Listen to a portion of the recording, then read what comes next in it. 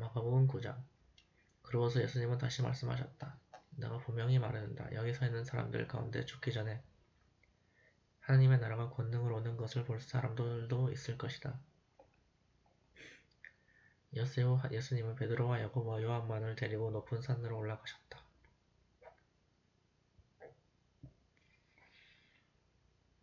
예수님은 그들이 보는 앞에서 모습이 변하여 그 옷이 세상의 어느 누구도 더 이상 희게 할 수 없을 만큼 희고 광채가 났다. 그리고 거기에 엘리야와 모세가 나타나 예수님과 함께 이야기하고 있었다. 이 광경을 본 베드로가 예수님께 선생님, 우리가 여기 있는 것이 좋겠습니다.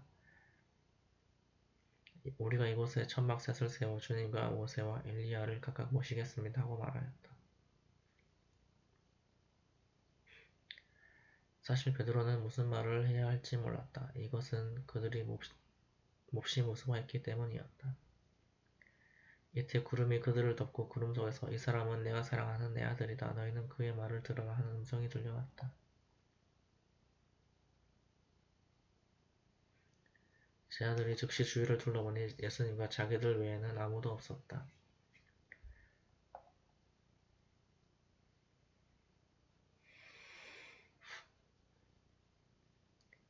예수님은 제 아들과 함께 산에서 내려오시는 길에 내가 죽었다가 다시 살아날 때까지는 지금 본 것을 아무에게도 말하지 말아라 하고 명령하셨다.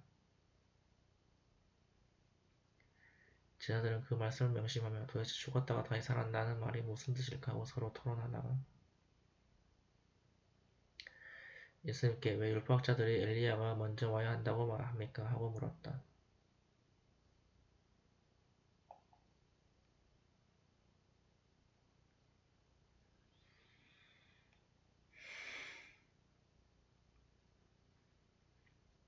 그래서 예수님은 이렇게 대답하셨다. 엘리야가 먼저 와서 모든 것을 회복한다는 말은 사실이다.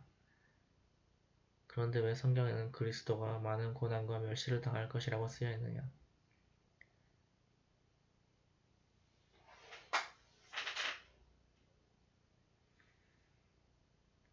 그러나 내가 너희에게 말한다. 사실 성경대로 엘리야가 벌써 왔으나 예언된 대로 사람들이 그에게 갖은 학대를 하였다. 그들이 돌아와 보니 남아있던 제 아들이 많은 사람들에게 둘러싸여 율법학자들과 논쟁하고 있었다. 사람들은 예수님을 보자 크게 놀라며 모두 달려와서 인사하였다. 예수님이 그들에게 너희가 무슨 논쟁을 하고 있느냐 하고 묻자 군중 가운데 한 사람이 이렇게 대답하였다. 선생님, 벙어리 귀신 들린 제 아들을 데려왔습니다. 귀신이 그에게 발작을 일으키면 아무 데서나 넘어져 그 품을 내고 이를 갈면서 온몸이 뻣뻣하게 해져 버립니다. 그래서 선생님이 제 아들에게 데려왔으나 귀신을 쫓아내지 못했습니다.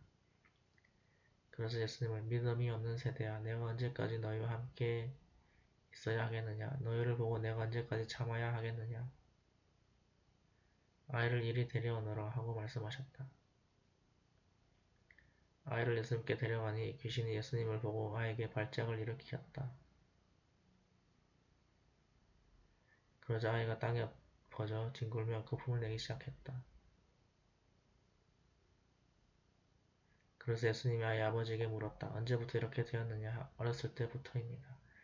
귀신이 자주 아이를 불과 물 속에 던져 주기로 했습니다. 그러나 선생님, 하실 수 있다면 우리를 불쌍히 여겨 도와주십시오.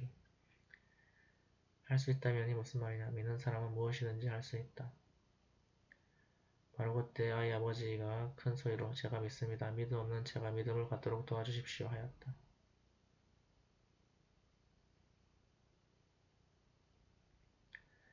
예수님은 사람들이 점점 모여드는 것을 보시고 더러운 귀신에게 벙어리와 귀머거리 되게 하는 귀신아, 내가 너에게 명령한다. 그 아이에게서 나와 다시는 들어가지 말아라 하고 호통을 치렀다. 그러자 귀신이 소리 지르며 아이에게 심한 발작을 일으켜 놓고 나갔고 아이는 죽은 사람같이 되었다. 그래서 많은 사람들이 아이가 죽었다 하고 말하였다.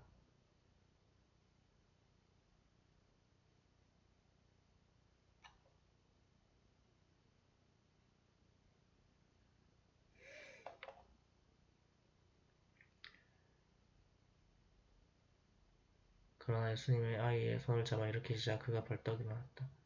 예수님이 집에 들어가 계실 때 제 아들이 조용히 와서 왜 우리는 귀신을 쫓아낼 수 없었습니까? 하고 물었다. 그래서 예수님은 이런 귀신은 기도가 아니면 나가지 않는다 하고 대답하셨다. 예수님의 일행은 그곳을 떠나 갈릴리를 지나가게 되었다.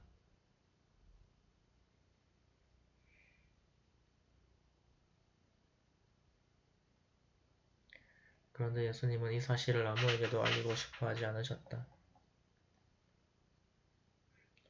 이것은 예수님이 제자들에게 저희와 사람들의 손에 넘어가 죽임을 당하고 죽은 지 3일 만에 다시 살아날 것이라고 가르치셨기 때문이다.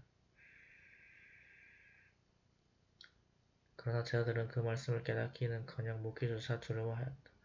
그들은 가버나움에 이르렀다. 예수님이 집에 들어가셔서 제자들에게 너희가 오는 도중에 서로 논쟁한 것이 무엇이냐고 물으셨으나 그들은 누가 가장 위대하냐 하고 서로 다투었기 때문에 아무 대답도 못하였다. 예수님은 앉으신 후 12제자를 불러놓고 누구든지 으뜸이 되고 싶은 사람은 모든 사람의 끝이 되고 모든 사람의 종이 되어야 한다 하고 말씀하셨다. 그로써 예수님은 어린아이 하나를 데려다가 그들 가운데 세우고 그를 안으시며 제자들에게 말씀하셨다.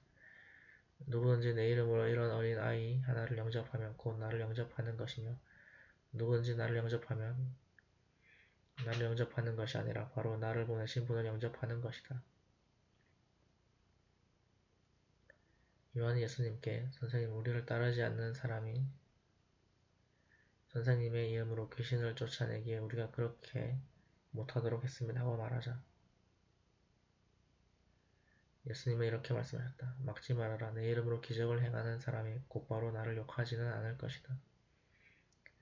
우리를 반대하지 않는 사람은 우리를 위하는 사람이다. 내가 분명히 말하지만 누구든지 너희를 그리스도에게 속한 사람으로 알고 물 한 그릇이라도 주는 사람은 반드시 상을 받을 것이다.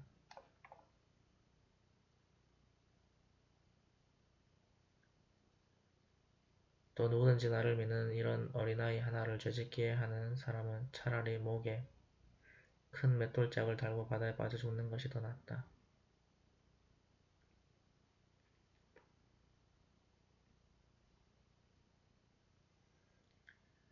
이 손이 너를 죄짓게 하거든 잘라버려라. 두 손을 가지고 지옥에 꺼지지 않는 불에 들어가는 것보다는 불구자로 영원한 생명을 누리는 곳에 들어가는 것이 더 낫다.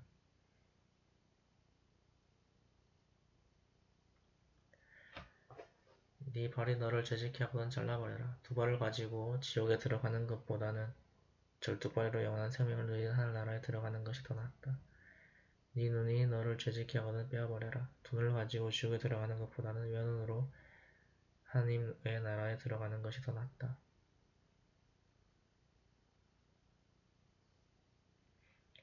지옥에서는 구더기도 죽지 않고 불도 꺼지지 않는다.